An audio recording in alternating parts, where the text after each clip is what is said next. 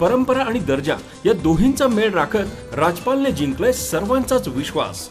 म्हणूनच असंख्य कुटुंबांच्या बस्त्यांची परंपरा आजही राजपाल मध्ये अविरत सुरू आहे.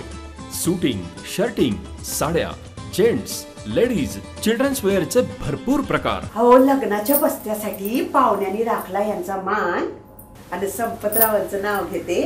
राजपाल हाय आमच्या नगर जिल्ह्याची शान. राजपाल, नवीन नगर रोड, संगमनेर. विश्वसनीय कापडांची अखंड परंपरा.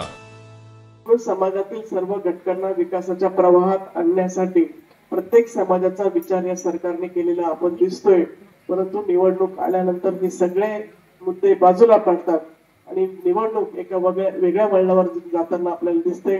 समोरचे विरोधक येतात, उमेदवार येतात, थोडस भावनिक करतात. शेवटची निवडणूक आहे असं प्रत्येक निवडणुकीला बोललं जातं. ती शेवटची काही कधी ठरत नाही. प्रत्येक निवडणूक आले की गुडघ्याला बाशी उभं सगळेच उभे राहतात.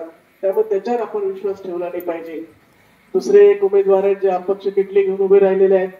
त्यांनी खरं तर आपल्या सरकारकडून 150 कोटी कारखान्याला घेतले, ते परत आपल्या सरकारच्या विरोधात उभे राहिले आणि तेही म्हणतात की शेवगड तालुक्यात खूप अन्याय झाला, खूप अन्याय झाला. मला लाखेच्या ग्रामस्थांना विचारायचंय, त्यांचं 10-15 वर्षामध्ये किती कामं, किती विकास कामं तुमच्या गावामध्ये केली, किती निधी दिला, हे तुम्ही थोडस आठवून पहा. त्यांच्या पंचायत समितीचे सदस्य कोण आहेत सांगताय का? पुन्हा जिल्हा परिषदेत सदस्य कोण आहेत सांगताय? आठवतं काय दिलं तुमच्या गावात झेडपी?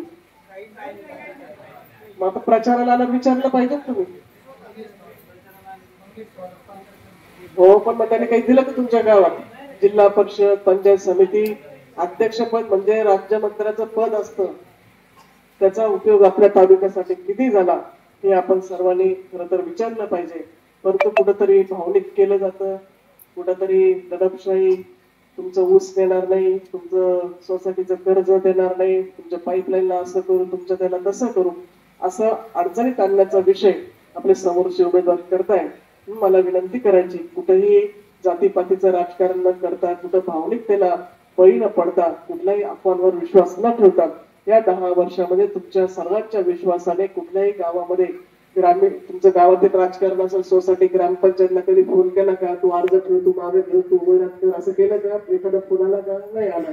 तेव्हा मला असं वाटतं या सगळे मुद्दे बाजूला ठेवून आपण येणाऱ्या विधानसभेच्या निवडणुकीमध्ये महायुतीचे उमेदवार म्हणून चांगल्या प्रकारचं मतदान आपल्या गावातील मतदान होणार आहे. तुम्ही सगळे करणार आहात. परंतु दोन्ही तालुक्यातील पाहुणे रावळे असतील, गावातील मंडळी, कुठं नोकरी व्यवस्थेच्या निमित्ताने स्थलांतरित झाले असेल, त्या सगळ्यांना आपल्याला मतदानासाठी बोलवायचे. शेवटी एक मत हे खूप महत्वाचं आहे. त्याचं असं वाटतं की जाऊ दे आता मी राहतो घरी, ती जाऊन मतदान करू नये किंवा एखाद्या मताने माझा काय फरक पडतो. शेवटी आपल्याला मतदानाची टक्केवारी वाढणं हे आपल्या सर्वांच्या दृष्टीने महत्वाचं आहे. कित्येक वर्षापासून आपल्या देशामध्ये पुरुष प्रधान संस्कृती आहे.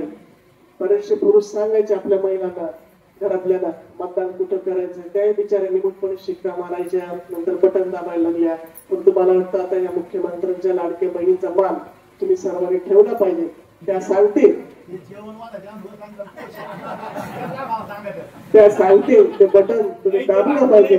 एवढा मान सन्मान आमच्या या मुख्यमंत्र्यांच्या लाडक्या बहिणीला मिळालेला आहे. आणि हे करत असताना आपण विकासाच्या मुद्द्यावर आपण सर्वांनी लक्ष ठेवलं पाहिजे. आपल्याला तालुक्याचा विकास करायचा, आपल्याला आपल्या गावाचा विकास करायचा. हे करत असताना समोरचे निवडणुकीमध्ये उमेदवार येतील, प्रचार करतील, ते त्यांचं काम आहे. पण आपल्या सर्वांसाठी काय योग्य आहे याचा विचार आपण सर्वांनी करावा. आणि म्हणून येणाऱ्या 20 तारखेला आपण महायुतीचं सरकार राज्यामध्ये आणायचं. देशामध्ये मोदी साहेबांचं सरकार आहे आणि मोदी साहेबांनी जर राज्याला पैसे दिले, आपलं सरकार आलं तरच आपला विकास होणार आहे. जर काही आपल्याकडून चुकीचं घडलं तर आपल्याला निधी मिळणार नाही. कारण लोकसभेला आपण कमी पडलो, आपली चूक झाली, आपलं प्रचंड नुकसान झालं. कारण की खासदार साहेबांच्या माध्यमातून, आमदार साहेबांच्या माध्यमातून आपल्याला जिल्हा नियोजनचा मोठा निधी आपल्या तालुक्याला प्राप्त झालेला होता, हे आपण विसरता कामा नये. म्हणून शेवटी केंद्रात, राज्यात, तालुक्यात, जिल्ह्यात एका पक्षाचं सरकार, एका विचाराची माणसं असते तर मोठ्या प्रमाणात आपल्याला निधी मिळू शकतो, हे आपण विसरता कामा नये. हो, आता फोन ठेव. आईचा फोन होता. बहिणीचं लग्न ठरलंय ना, फर्निचर खरेदीसाठी अनेक शॉप मधल्या सेल आणि डिस्काउंट बद्दल बोलत होती. अहो, या सेल आणि डिस्काउंटच्या मोहात आपण टिकाऊ नाही, टाकाऊ फर्निचरची खरेदी करतो. मजबूत आणि लॉंग लाईफ फर्निचरसाठी माझ्या विश्वासाचं एकच नाव, Samarth furniture mall. Samarth furniture and mall, Gulewadi, Sangamner, Sugaon Budruk, taluka Akole, जिल्हा अहमदनगर.